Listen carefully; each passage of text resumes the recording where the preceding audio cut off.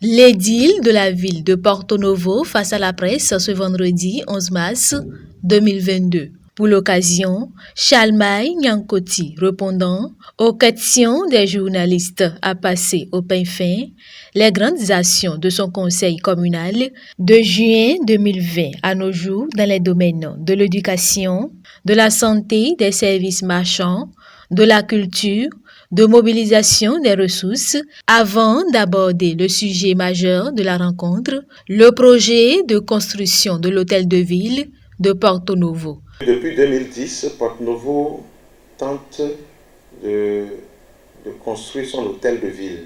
Sans rappeler l'histoire, nous avons connu pas mal de difficultés pour la construction de l'hôtel de ville.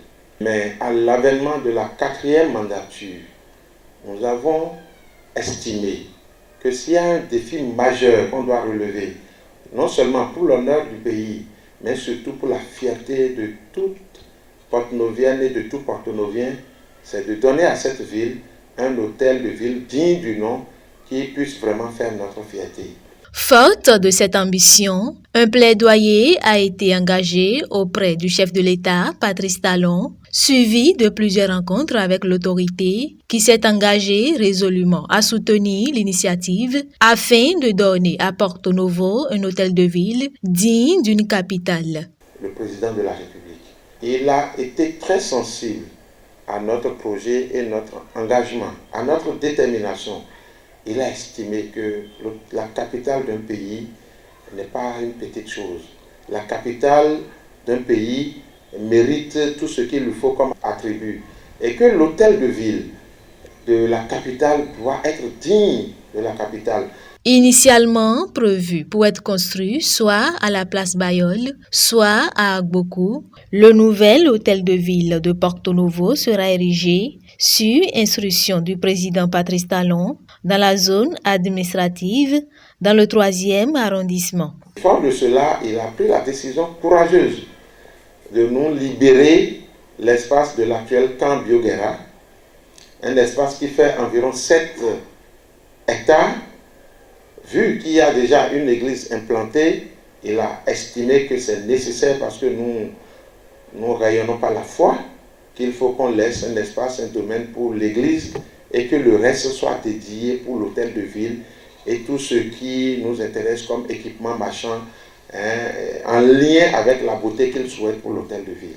Dans le même temps, toutes les instructions ont été données pour les ministres concernés, que ce soit le ministre des Finances, que ce soit le ministre du cadre de vie et tous les autres qui doivent intervenir dans ce cadre pour que diligence soit faite. Le CEG Bioguera sera déplacé, mais il faut décider du sort des apprenants.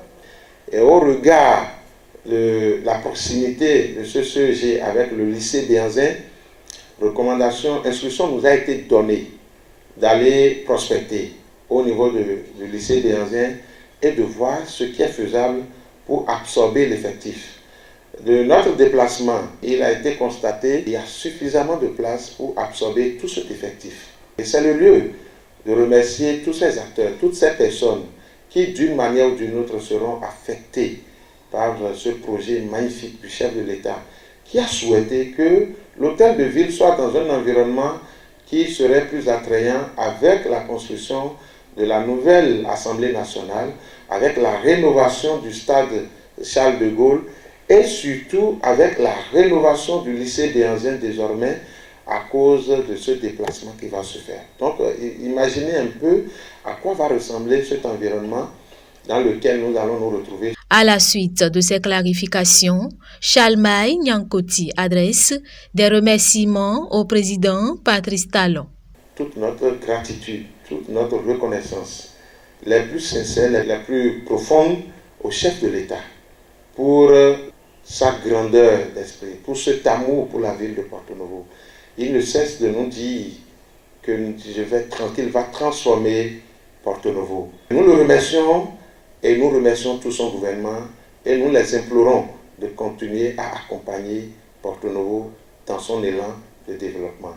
Ce projet de construction de l'hôtel de ville est un projet qui tient à cœur au chef de l'État, qui a recommandé que le coût du projet soit revu. Les études faites par le ministère des Finances nous donne une idée d'un projet avec 5 milliards. En même temps, le président a souhaité qu'il y ait une enveloppe de 500 millions pour la rénovation du lycée Béhanzin. Je passe par ici pour remercier aussi les sages de Porto-Novo qui, à travers une cérémonie, ont dit que le mauvais sort est conjuré.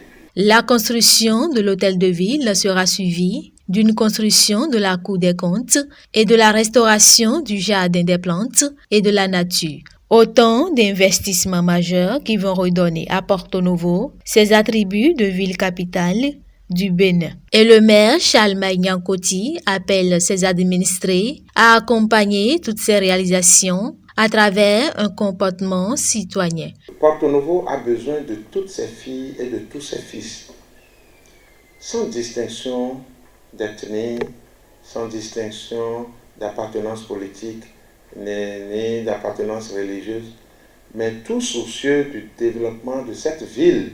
La politique ne fait pas forcément le développement. Le développement dépend de la vision des hommes qui ont à charge la destinée de la cité. Aujourd'hui, nous qui sommes au niveau du conseil municipal, nous avons à charge la destinée de notre ville. Ce n'est pas une raison pour brimer ou pour écarter qui que ce soit. Nous restons ouverts et nous considérons cet exploit que nous avons réalisé et qui a amené le chef de l'État à accepter construire l'hôtel de ville comme étant le fruit de l'effort fourni par nous tous. Je nous prie de rester unis, de rester dans la même logique et de soutenir surtout les actions du chef de l'État et de son gouvernement. Je voudrais que Porto-Novo soit une ville exemplaire qui puisse faire la fierté du chef de l'État afin de l'amener à davantage investir au niveau de notre ville parce que c'est la capitale. Par ailleurs, Chalmaï Nyankoti a reconnu et énuméré les grands travaux engagés par le chef de l'État et ouverts déjà au profit de Porto-Novo au cours de cette rencontre avec les professionnels des médias.